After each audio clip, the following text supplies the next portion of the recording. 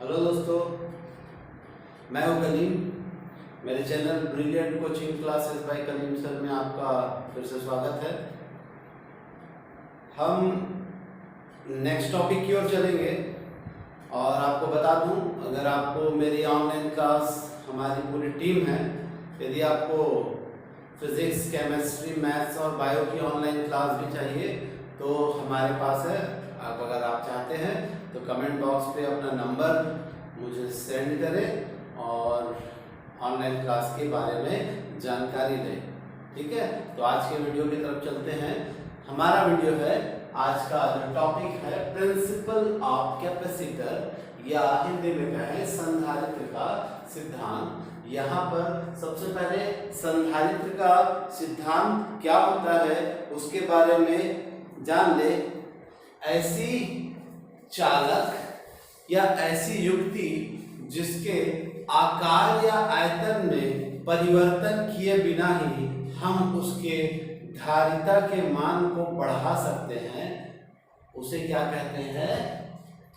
संधारित्र का सिद्धांत। अर्थात हम किसी की उसके धारिता के मान को बढ़ाने के लिए जिस युक्ति का प्रयोग किया जाता है उसे ही संधारित्र का सिद्धांत कहते हैं, ये भी हम कह सकते हैं। तो संधारित्र का सिद्धांत के आधार पर हम देख सकते हैं, मैंने 3 डायग्राम बनाया है जिसको समझने के लिए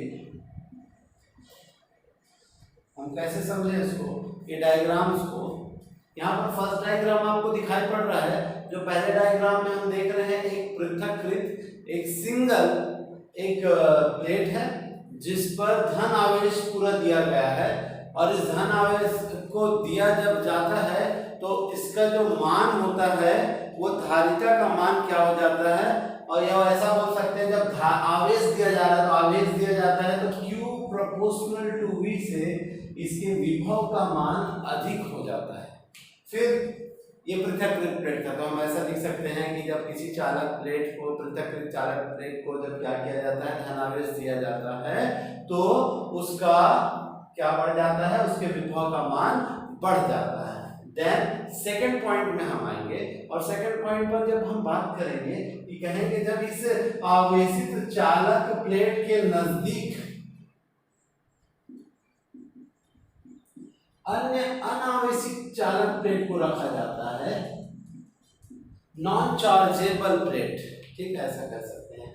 जब चार्जेबल प्लेट के नियर में जब हम नॉन चार्जेबल प्लेट को जब क्या करते हैं, स्टे करते हैं, रखते हैं, तो वहां पर प्रेरण की क्रिया से इस अनावेशित चालक के निकटवर्ती जो फर्स्ट पोर्शन है उसमें क्या होता है, निगेटिव चार्ज आ जाता है, और उसके दूसरे क्षेत्र में, दूरवर्ती क्षेत्र में पॉजिटिव चार्ज आ जाता है। पहला था आवेशित प्लेट को रखा धारिता, जिसके कारण क्या हो जाता है, ये प्रेरित हो जाता है। नियर में, पास में, निकटवर्ती पृष्ठ पर ऋणावेशित और दूरवर्ती पृष्ठ पर धन आवेशित प्लेट आ जाते हैं, आवेश आ जाता है। फिर थर्ड कंडीशन में हम बताएंगे, जब इसको जो सेकंड प्लेट होता है, जो चार्ज हो जाता है प्रेरण की क्रिया से, जो सेकंड प्लेट है, जब उसको अर्थ से जोड़ दिया जाता है, अर्थ कर दिया जाता है, तो उसका जो पॉजिटिव चार्ज है वो क्या चला जाता है, पृथ्वी पर चला जाता है, जिससे इसके विभव के मान में कमी होती है, प्लेट ए के विभव के मान में कमी होती है, जिसके कारण इसके धारिता के मान में वृद्धि हो जाती है। फलस्वरूप जिसके कारण क्या हो जाता है, यहाँ पर जो B है उसमें केवल ओनली माइनस चार्ज रह जाते हैं। तो ये थे संधारित्र के सिद्धांत। जब हम जैसे जैसे न्यूमेरिकल करते जाएंगे, अब इसका कॉम्बिनेशन, इसका नेक्स्ट है टॉपिक कॉम्बिनेशन ऑफ कैपेसिटर। ठीक है, तो दो काइंड होते हैं इसके, एक श्रेणी या सीरीज के फॉर्म में होता है और एक पैरेलल के फॉर्म में होता है। तो हम इसको देखेंगे। तो ये पहले मेन है 3 पॉइंट। यदि हम इन 3 पॉइंट्स को क्या करते हैं, क्लियर करते हैं, तो हमको बाकी के समझ में आएंगे। तो अब आ जाते हैं कॉम्बिनेशन। कॉम्बिनेशन क्या क्या कॉम्बिनेशन होता है? एक सीरीज कॉम्बिनेशन होता है जैसे कि मैंने कहा आपको, और दूसरा होता है पैरेलल कॉम्बिनेशन। तो पहले मैं सीरीज कॉम्बिनेशन के बारे में बता रहा हूं, जैसे कि ये डायग्राम आपको दिखाई पड़ रहा है। सीरीज कॉम्बिनेशन में इसका डेफिनेशन लिख लीजिए। ये फर्स्ट कैपेसिटर है, ये सेकंड कैपेसिटर है और ये थर्ड कैपेसिटर है। ठीक है, तो जब किसी कैपेसिटर के सेकेंड वाले प्लेट को नेक्स्ट कैपेसिटर के पहले वाले प्लेट से कनेक्ट किया जाता है और यही आगे की ओर बढ़ते रहता है, और लास्ट का सेकेंड वाले प्लेट को जब अर्थ से कनेक्ट कर दिया जाता है तो इस कॉम्बिनेशन को सीरीज कॉम्बिनेशन कहेंगे या श्रेणी क्रम संयोजन। एक बार और कहूं परिभाषा, जब किसी संधारित्र के दूसरे प्लेट को अन्य संधारित्र के पहले प्लेट से जोड़ा जाता है और अंत के दूसरे प्लेट को जब पृथ्वी से संपर्कित कर दिया जाता है तो इस प्रकार के संयोजन को श्रेणी क्रम संयोजन कहते हैं। किसकी? संधारित्र की। तो अब यदि मैं इसके बारे में डायग्राम के बारे में बात करूं, चित्र वर्णन के बारे में, तो मैंने चित्र वर्णन के बारे में बताया, वही सेम टू सेम जो बात मैंने इसके प्रिंसिपल के बारे में बात किया था, वही प्रिंसिपल यहाँ पर भी काम आएगा। कौन सा प्रिंसिपल काम आने वाला है कि भाई कि पहला वाले को जब चार्ज किया जाता है तो इसके पहले निकटवर्ती में जो सामने वाला पोर्शन है उस पर नेगेटिव चार्ज आ जाता है और दूर वाले में पॉजिटिव चार्ज आता है, और यही कॉम्बिनेशन चलते रहता है। और लास्ट में जब इसको अर्थ से कनेक्ट कर देते हैं तो क्या होता है, इसका जो चार्ज है उसका जो पॉजिटिव चार्ज है वो अर्थ में चला जाता है और रिमेनिंग माइनस चार्ज रहता है।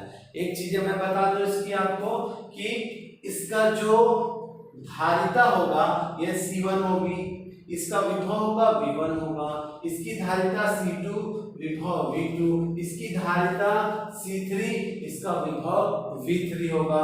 और जो आवेश है देखो सब कनेक्ट है, तो चार्ज तो सब में डिवाइड होता है, डिस्ट्रीब्यूट होता है और सेम होता है, इसलिए इसका जो आवेश होगा, इसका जो चार्ज होगा वो सब में एक समान होगा। तो इसका चार्ज सभी के लिए A1 B1 के लिए भी Q रहेगा, A2 B2 के लिए भी Q रहेगा, A3 B3 इसके लिए भी Q रहने वाला है। तो नेक्स्ट चलेंगे, ये तो हो गया हमारा चित्र वर्णन। अब हम चलेंगे व्यंजक की ओर।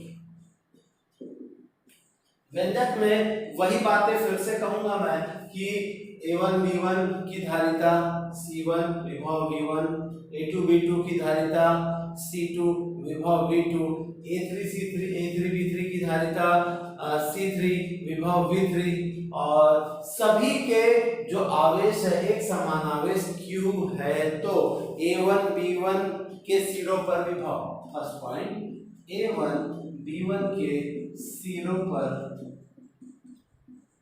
विभव, क्योंकि हम जानते हैं Q is equal to CV, तो क्या हो जाएगा Q upon C is equal to V से, ये फॉर्मूला को अपने को बेस करना है। तो विभव कहा तो V1, क्योंकि इसका विभव V1 है तो V1 is equal to Q upon C1।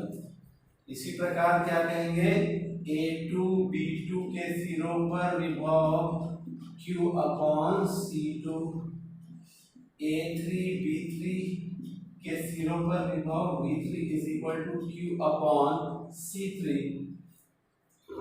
अब हमने क्या किया, यदि कुल विभव V है तो क्या हो जाएगा, कुल विभव V है तो V is equal to V1 plus V2 plus V3। So V is equal to, V का क्या है वैल्यू, V1 का Q upon C1 plus Q upon C2 plus Q upon C3। So V is equal to Q common आया और हम जानते हैं V is equal to Q upon C। तो मैं यहाँ पर V is equal to Q upon C की वैल्यू रख दिया और यहाँ पर सभी में Q कॉमन है तो Q कॉमन लिया, तो 1 upon C1 plus 1 upon C2 plus 1 upon C3। तो Q से Q कैंसिल हुआ तो फाइनल हमारा न्यूमेरिकल वैल्यू क्या आया, 1 upon C is equal to 1 upon C1 plus 1 upon C2 plus 1 upon C3।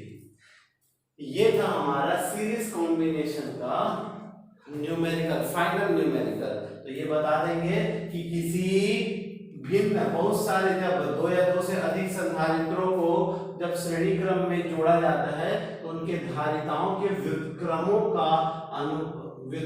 का योग उसके परिणामी धारिता के व्युत्क्रम के बराबर होता है। ये था हमारा सीरीज कॉम्बिनेशन का व्यंजक।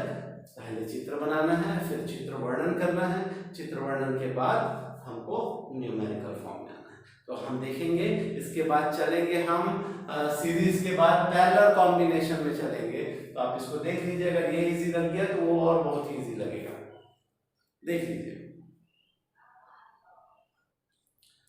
तो दोस्तों अब आ जाते हैं पैरेलल कॉम्बिनेशन में। जैसे कि हम इसके डायग्राम्स को आपको दिखा पा रहे हैं, ये आप देख पा रहे हैं, ये A1 B1 A2 B2 A3 continuing parallel position में है। A और B दो पॉइंट देख रहे हैं, ये A पॉइंट पर हम प्लस Q चार्ज डिस्ट्रीब्यूट कर रहे हैं, तो A1 B1 को Q1 हो रहा है, A2 B2 को Q2 हो रहा है, A3 B3 को Q3 चार्ज हम प्रोवाइड कर रहे हैं। तो यहाँ पर जो इसके जो धारिता है C1 C2 C3 ही रहेंगी, लेकिन इसका जो विभव है, पोटेंशियल है, वो इक्वल हो जाएगा। क्यों? क्योंकि Q प्रोपोर्शनल टू V होता है, तो विभव जब चार्ज सबको डिस्ट्रीब्यूट होगा तो इक्वल होगा, तो विभव का मान भी, पोटेंशियल का मान भी क्या हो जाएगा, इक्वल हो जाएगा। तो इन तीनों के विभव एक समान हो जाएंगे। तो फिर वही जब हम बताएंगे समांतर क्रम, चित्र वर्णन समांतर क्रम में जब हम इसको जोड़ते हैं तो क्या बताएंगे कि पहला धनात्मक, दूसरा प्लेट क्या हो जाता है, निकटवर्ती धनात्मक ऋणात्मक, और द्वितीयवर्ती दूसरा जो पृष्ठ होता है वह क्या हो जाता है, धनात्मक हो जाता है, जिसके कारण वह पृथ्वी से संपर्कित होता है और समस्त धनावेश पृथ्वी पर चला जाता है और शेष इस पर ऋण आवेश ही बच जाता है। फिर नेक्स्ट पॉइंट बना के हम लिख सकते हैं कि जब धन Q आवेश दिया तो A1 B1 को Q1, A2 B2 को Q2 तथा A3 B3 को Q3 चार्ज मिलता है। इसी प्रकार से फिर बता सकते हैं A1 B1 की धारिता C1, A2 B2 की C2 और A3 B3 की C3 है तथा इनके विभव का मान एक समान हो जाता है। तो ये था इसका चित्र वर्णन। और अब हम चलेंगे व्यंजक की तरफ। तो व्यंजक में बताएंगे, यहाँ पर पहला प्लेट हम देखते हैं, उस पर बात करेंगे A1 B1 पर आवेश। ये formula Q is equal to CV से चलेगा ना हमारा। तो आवेश बोला तो आवेश Q1 मिल रहा है, तो Q1 is equal to C1V। A2 B2 पर आवेश Q2 is equal to C2V। A3 B3 पर आवेश Q3 is equal to C3V। ये हो गया। अब हम क्या करेंगे, यदि कहा, यदि कुल आवेश Q है तो Q is equal to Q1 plus Q2 plus Q3। तो Q is equal to Q1 की value C1V C2V plus C3V। तो Q इज इक्वल टू हमारा, चूंकि जानते हैं हम Q is equal to CV होता है, तो Q की वैल्यू CV पुट किया और यहाँ से V कॉमन लिया, तो बचा C1 plus C2 plus C3। तो C से C कैंसिल हुआ, तो C is equal to C1 plus C2 plus C3। ये हमारी फाइनल किसकी वैल्यू आ गई, धारिता की वैल्यू आ गई।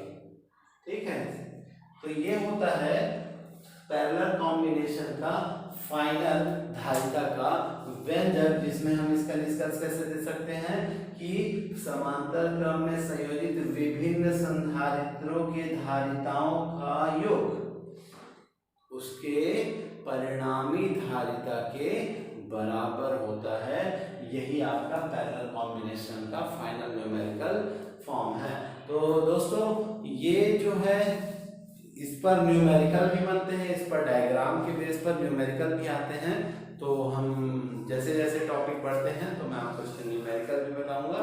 तो ये थी हमारी आज की संधारित्र के सिद्धांत और उसके जो दो कॉम्बिनेशन होते हैं उन कॉम्बिनेशन के बारे में मैंने आपसे बात किया है।